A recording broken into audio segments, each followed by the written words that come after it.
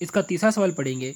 तीसरे सवाल में लिखा है कि संलग्न आकृति पी समांतर है क्यू, तो अज्ञात कोण आपको ज्ञात करने हैं। ये वाली आकृति दे रखी है, इसके अंदर पी ये है और क्यू ये है, इन दोनों में ये दोनों समांतर है और आपको जो बताए गए कोण है वो ABCD बता रखे, वो बताने हैं आपको।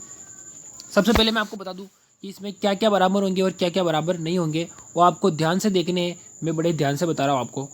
तो सबसे पहली बात, 125 डिग्री ये वाला कोण है, तो आपको पता है ये वाला कोण भी 125 डिग्री होगा। क्यों होगा? क्योंकि ये शीर्षाभिमुख कोण है। ये दोनों शीर्षाभिमुख कोण हो गए, तो कोण E और F भी शीर्षाभिमुख कोण होंगे।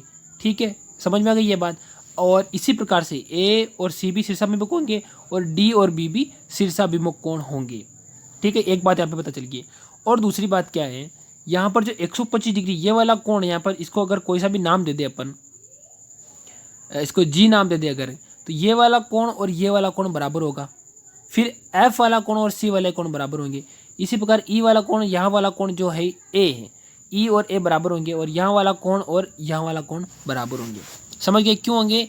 ये एक ही रेखा पर बन रहे हैं और ये संगत कोण है और संगत कोण हमेशा बराबर होते हैं। अब आपको क्या करना है, सबसे पहले 125 डिग्री तो ये वाला कोण है, अब F वाला निकालना है। तो F वाला कैसे निकालेंगे? आपको पता है एक सरल रेखा बन रही है और सरल रेखा बनने के कारण कितना डिग्री का कोण बनता है? 180 डिग्री का कोण बनता है, आपको इतना तो पता ही है। अब 180 डिग्री में से अगर आपको 125 डिग्री आप बाहर निकाल दोगे, क्यों निकालोगे आप, ये भी पूछो मेरे से। क्योंकि ये सरल रेखा है, अगर ये कोण 180 डिग्री हो गया तो ये जाहिर है 180 में से 125 को बाकी निकालने पर ही आएगा। तो 180 में से 125 को बाकी निकालोगे, 10 में से 5 आएगा, कितना बच जाएगा? 5। और फिर ये इधर 7 बचाता है, 7 में से 2 जाता है, कितना बचता है? 5, है ना। और 1 से 1 0, यानी कि 55 डिग्री आ गया। अब ये चीज़ पता चल गया आपको कि एक इस कोण का मान 55 डिग्री आ गया। कौन सा कोण है मैं लिख देता हूँ यहाँ पर, ये F वाला कोण 55 डिग्री आया, F वाला कोण 55 डिग्री आ गया। ठीक है, 55 डिग्री आ गया। अब F 55 डिग्री है तो E भी 55 डिग्री होगा। क्यों होगा? क्योंकि ये शीर्षाभिमुख कोण है। अब ये शीर्षाभिमुख हो गया, तो अब ये देखना D वाला कोण क्या होगा, जो 125 डिग्री वाला कोण है ना, वही यहाँ पर D वाला कोण होगा। क्यों होगा? क्योंकि यह संगत कोण है। तो कोण D बराबर क्या हो गया? कोण D बराबर हो गया 125 डिग्री, इसका मान भी 125 डिग्री इसके बराबर आ गया।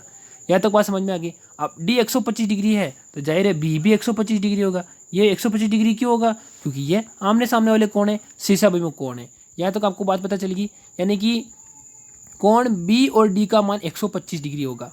ठीक है, ये वाला 125 डिग्री होगा, ये वाला कोण और ये आमने सामने, यानी कि मैंने लाइन खींची, ये वाले सारे कोण 125 डिग्री के होंगे। यहाँ तक बात आपको पता चल गई।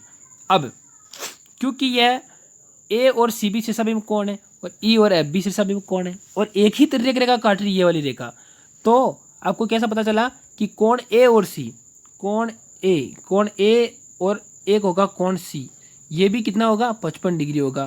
जो यहाँ पर कोण आया था 55 डिग्री, F का मान आया वो आया, ये यहाँ पर भी 55 डिग्री होगा। अब इसको लिखना कैसे है वो मैं आपको बता रहा हूँ कैसे लिखना है।